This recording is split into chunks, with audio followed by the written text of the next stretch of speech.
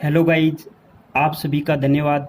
मैं वीरेंद्र कुमार, ज्ञान ज्योति IT college Churu student. आज हम बात करेंगे डीसी मोटर के अंदर वन लाइन क्वेश्चन की, सिंगल लाइन क्वेश्चन के बारे में। हम सिंगल लाइन क्वेश्चन करेंगे आज। जितने भी हमारे इस सीरीज में कवर होते हैं उतने क्वेश्चनों को करने की हम पूरी कोशिश करेंगे। तो आज का हमारा इस क्वेश्चन सीरीज का पहला क्वेश्चन होगा नंबर 1। वह युक्ति, हम बात करते हैं वह युक्ति जो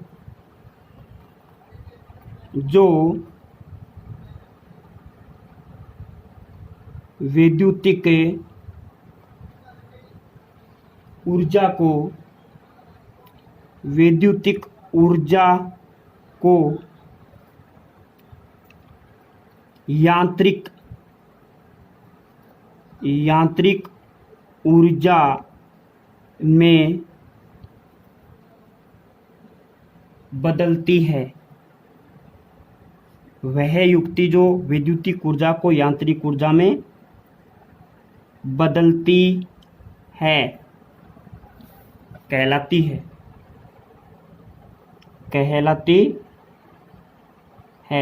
यांत्रिक ऊर्जा को वैद्युतिक ऊर्जा में बदलने वाली युक्ति कहलाती है। क्या कहलाती है गाइज? तो इस क्वेश्चन का हमारा आंसर हो जाएगा वह कहलाती है मोटर। यहाँ पे एसी और डीसी की कोई बात नहीं हो रही है। वह युक्ति जो विद्युत ऊर्जा को यांत्रिक ऊर्जा में बदलती है वह मोटर कहलाती है। यहाँ पे एसी और डीसी की कोई बातें नहीं हो रही है। अगर डीसी विद्युत ऊर्जा को यांत्रिक ऊर्जा में बदल रही है तो वो डीसी मोटर है, और एसी विद्युत ऊर्जा को यांत्रिक ऊर्जा में बदल रही है तो वो एसी मोटर है। हमारा अगला और नेक्स्ट क्वेश्चन, डीसी मोटर किस सिद्धांत पर काम करती है? डीसी मोटर किस सिद्धांत पर काम करती है? डीसी मोटर है वो किस सिद्धांत पर काम करती है? हमारा इस क्वेश्चन का आंसर हो जाएगा विद्युत चुंबकीय खिंचाव। डीसी मोटर है वो विद्युत चुंबकीय खिंचाव के सिद्धांत पर काम करती है। विद्युत चुंबकीय खिंचाव, आपको ऑप्शन में विद्युत चुंबकीय प्रेरण, विद्युत चुंबकीय खिंचाव, कई ऑप्शन मिलेंगे गाइज, लेकिन हमारा क्वेश्चन का आंसर होगा इसका विद्युत चुंबकीय खिंचाव के सिद्धांत पर डीसी मोटर है वो कार्य करती है, या डीसी मोटर है का सिद्धांत है विद्युत चुंबकीय खिंचाव। हमारा अगला और नेक्स्ट क्वेश्चन होगा, डीसी मोटर की घुमाव दिशा ज्ञात की जाती है। डीसी जनरेटर बैक ईएमएफ पैदा करता है तो हम उससे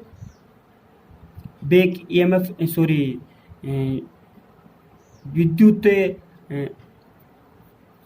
ईएमएफ जनरेट करता है तो जनरेटर के अंदर हम ईएमएफ की दिशा ज्ञात करते हैं, लेकिन डीसी मोटर के अंदर हम घुमाव की दिशा ज्ञात करते हैं। तो डीसी मोटर की घुमाव दिशा, डीसी मोटर की घुमाव दिशा ज्ञात की जाती है। डीसी मोटर की घुमाव दिशा ज्ञात की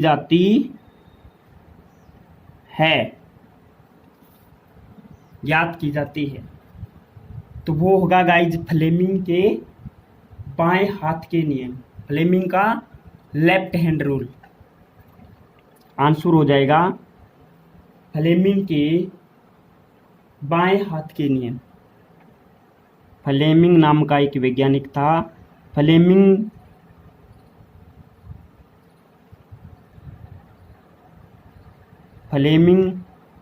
के बाएं हाथ का नियम। फ्लेमिंग के बाएं हाथ के नियम से मोटर में घुमाव दिशा ज्ञात की जाती है। हमारा अगला और नेक्स्ट क्वेश्चन होगा गाइज 4 नंबर का। फ्लेमिंग के बाएं हस्त नियम में अंगूठा प्रदर्शित करता है। क्वेश्चन आ सकता है इस आपके फ्लेमिंग के बाएं हस्त नियम में अंगूठा प्रदर्शित करता है। अंगूठा प्रदर्शित करता है। क्या प्रदर्शित करता है? तो गाइस फ्लेमिंग के बाएं हाथ के नियम में अंगूठा प्रदर्शित करता है चालक की घुमाव दिशा। क्या प्रदर्शित करता है? चालक की घुमाव दिशा। चालक की घुमाव दिशा। हमारा अगला और नेक्स्ट क्वेश्चन है इसी सीरीज का। Question number 5।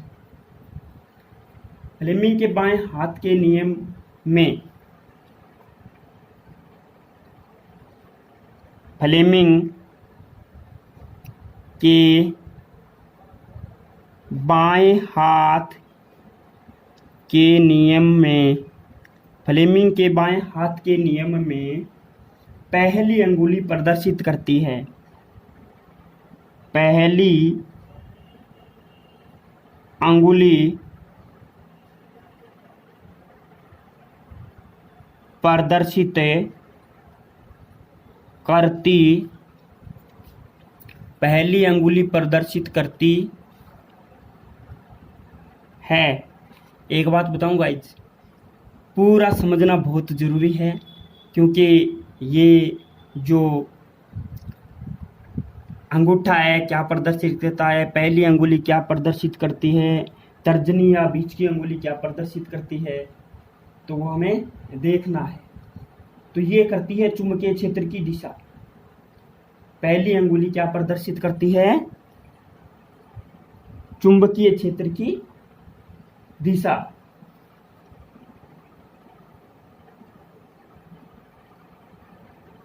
चुंबकीय क्षेत्र की दिशा। चुंबकीय क्षेत्र की दिशा को प्रदर्शित करती है। हमारा अगला और नेक्स्ट क्वेश्चन, फ्लेमिंग के बाएं हाथ के नियम में बीच की अंगुली क्या प्रदर्शित करती है? फ्लेमिंग के बाएं हाथ के नियम में बीच की अंगुली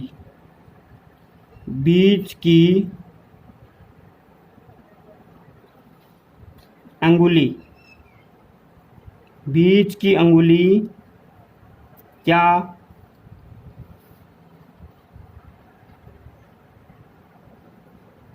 प्रदर्शित बीच की अंगुली क्या प्रदर्शित करती है? ओके गाइज, ये करती है चालक में धारा की दिशा, कि चालक में करंट फ्लो कैसे हो रही है।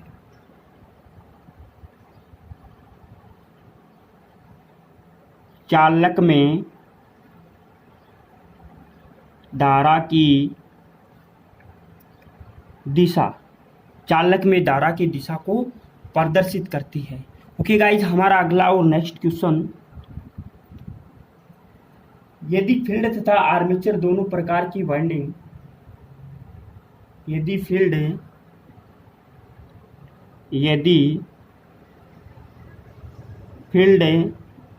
तथा आर्मेचर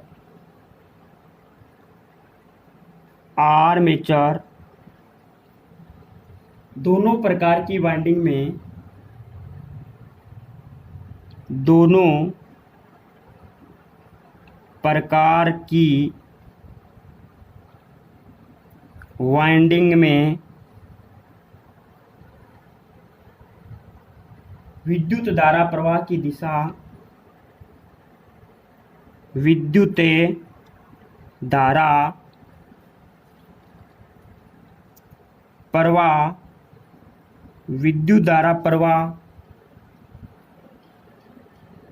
की दिशा, विद्युत धारा प्रवाह की दिशा परिवर्तित कर दी जाए,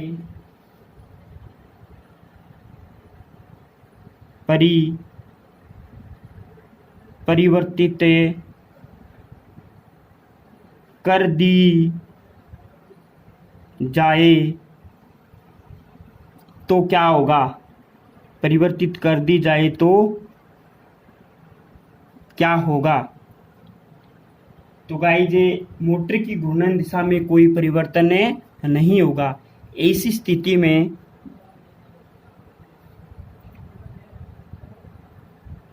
मोटर की घूर्णन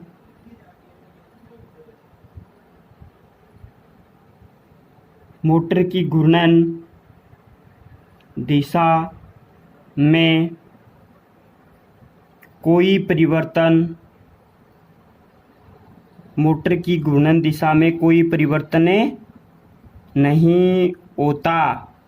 क्यों नहीं होता? क्योंकि इसमें आर्मेचर वाइंडिंग और फील्ड वाइंडिंग दोनों में करंट प्रवाह की दिशा है वो बदल दी गई है, और ऐसी स्थिति में मोटर की घूर्णन दिशा में कोई परिवर्तन नहीं होता। तो मोटर की घूर्णन दिशा को परिवर्तित करने के लिए क्या करते हैं? अगले क्वेश्चन में आंसर मिल जाएगा। डीसी मोटर की घूर्णन दिशा परिवर्तित करने के लिए किया जाता है। डीसी मोटर में या डीसी मोटर की घूर्णन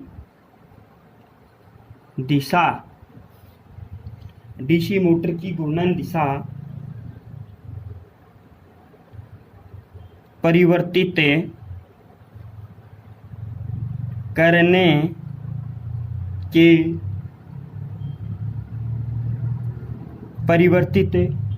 करने के लिए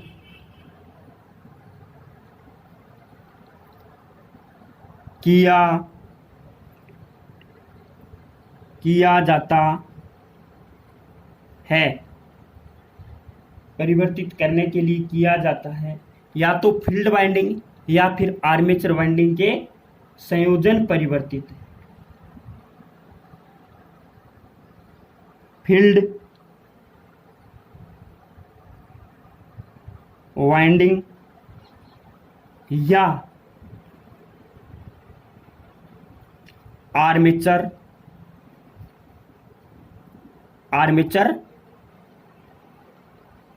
वाइंडिंग के संयोजन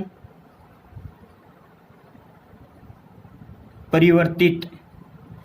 या तो फील्ड वाइंडिंग के कनेक्शन बदलेंगे या आर्मेचर वाइंडिंग के कनेक्शन बदलेंगे। अगर दोनों के कनेक्शन आपस में बदल देते हैं तो मोटर की घूर्णन दिशा में कोई परिवर्तन नहीं होता, क्योंकि करंट प्रवाह की दिशा है वो दोनों में बदल जाती है। और जब दोनों में करंट प्रवाह की दिशा बदल जाती है तो मोटर की घूर्णन दिशा में कोई परिवर्तन नहीं होता। लेकिन डीसी मोटर की घूर्णन दिशा को परिवर्तित करने के लिए क्या करते हैं?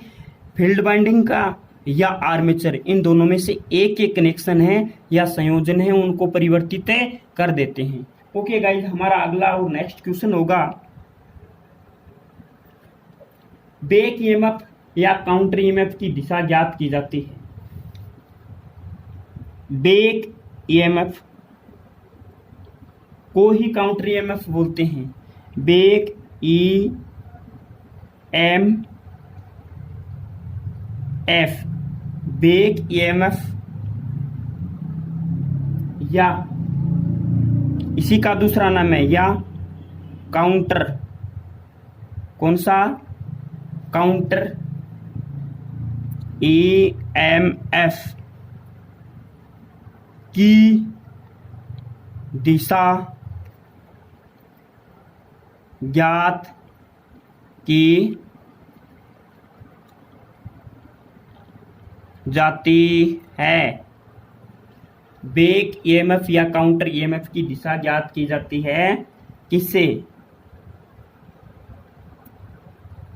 फ्लेमिंग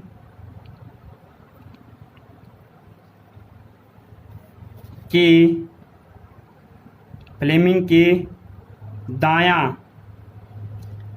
RIGHT राइट दायां हस्त नियम, फ्लेमिंग के दायां हस्त नियम के नियम से मोटर के अंदर बैक ईएमएफ की दिशा ज्ञात की जाती है और जनरेटर के अंदर ईएमएफ की दिशा ज्ञात की जाती है। जो जनरेटर के अंदर ईएमएफ होता है वही डीसी मोटर के अंदर बैक ईएमएफ होता है। एक बात गाइज हमेशा ध्यान में रखना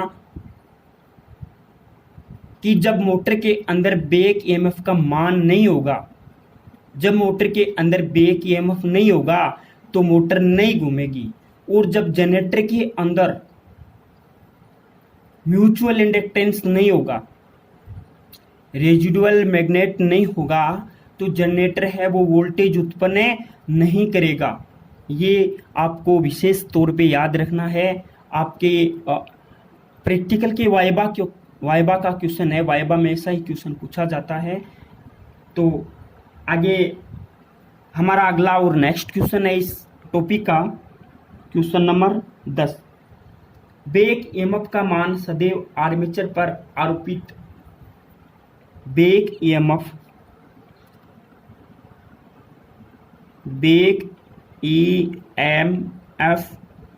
का मान सदैव आर्मेचर पर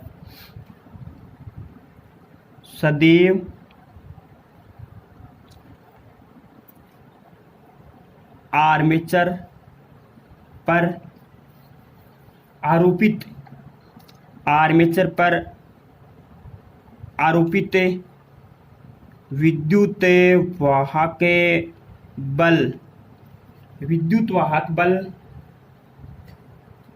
से होता है। विद्युत वाहक बल से होता है। क्या होता है गाइज? विद्युत वाहक बल से कम होता है। बैक ईएमएफ का मान है ना, वो जब हम आर्मेचर को विद्युत वाहक बल मोटर के आर्मेचर को विद्युत वाहक बल देते हैं ना, तो उससे कम होता है। हमारा अगला और नेक्स्ट क्वेश्चन, डीसी मोटर के स्टार्टिंग समय में बैक ईएमएफ का मान होता है। डीसी मोटर के स्टार्टिंग के समय में बैक ईएमएफ का मान होता है।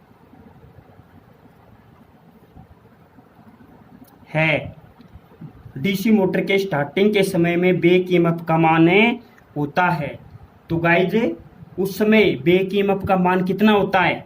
ऑप्शन में आएगा आपके 1 1 2 0 1, तो ऑप्शन 0 वाला सही होगा। डीसी मोटर के स्टार्टिंग के समय में बैक ईएमएफ का मान 0 होता है। ओके गाइज, हमारा अगला और नेक्स्ट क्वेश्चन, डीसी मोटर में टोरक का सूत्र है। डीसी मोटर में टोरक का सूत्र है। डीसी मोटर में टोर्क ज्ञात करने का सूत्र है या फॉर्मूला है। डीसी मोटर में टोर्क ज्ञात करने का सूत्र है, कौन सा है गाइज? टोर्क टी बराबर एफ गुना आर।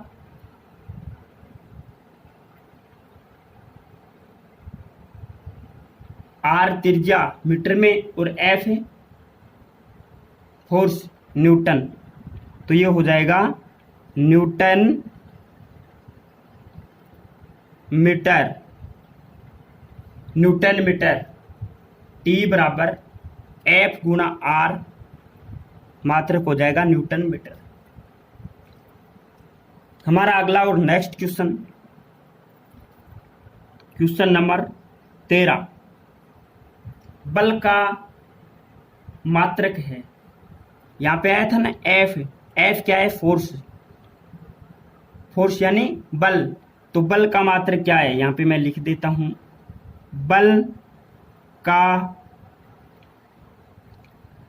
बल का मात्रक है, क्या है? बल का मात्रक है, बल का मात्रक है न्यूटन। क्या है? न्यूटन, ये एक वैज्ञानिक का नाम है। बल का मात्रक क्या है? न्यूटन। ओके गाइज, हम आगे इसी सीरीज का अगला क्वेश्चन पढ़ते हैं, और इसी क्वेश्चन सीरीज में हमारा अगला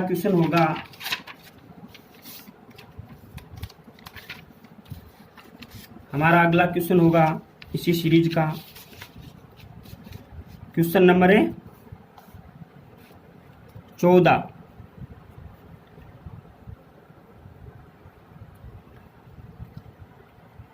आईएस मानक के अनुसार, आईएस मानक के अनुसार, आईएस मानक के अनुसार मीट्रिक प्रणाली में,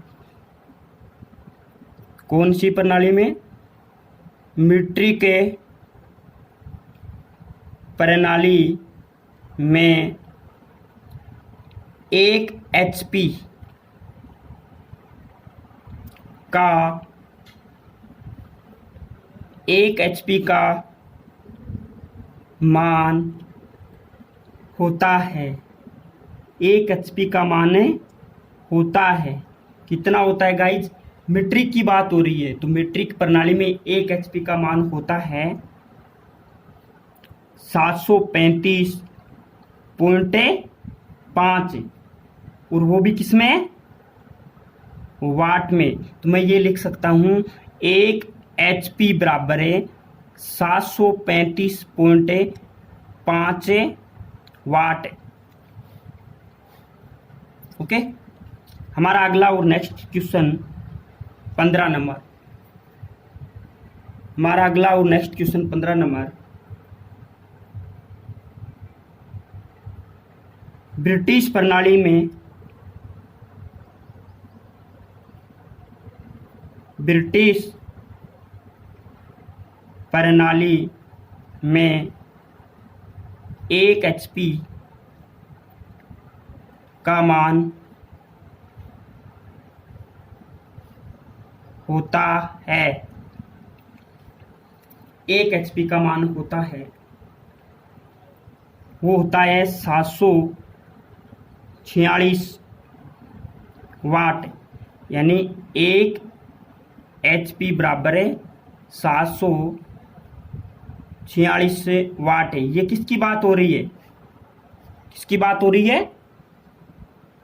ब्रिटिश प्रणाली की। ओके गाइज, हमारा अगला और next question number 16। DC motor में आर्मेचर टॉर्क का सूत्र है। डीसी मोटर में आर्मेचर टॉर्क का सूत्र है। आर्मेचर टॉर्क का सूत्र है तो वो है टी ए, यानी आर्मेचर टॉर्क बराबर 60 इंटू ई बी इंटू आई ए अपॉन 2 पाई एन, या टी ए बराबर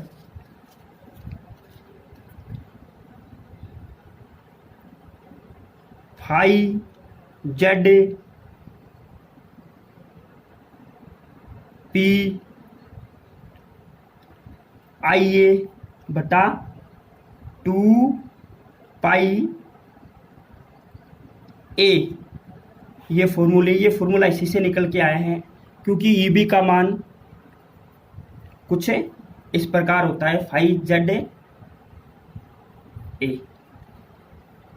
ओके, इसमें से कोई सा भी आपके ऑप्शन में आ सकता है, वो क्वेश्चन वो सही हो जाएगा। हमारा अगला और next question 17 number. DC shunt motor में फ्लक्स फाई का मान रहता है।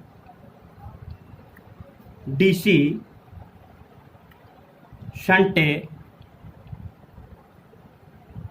मोटर में फ्लक्स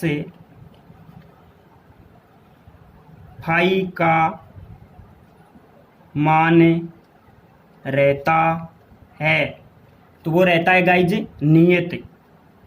वो क्या होता है? नियत रहता है।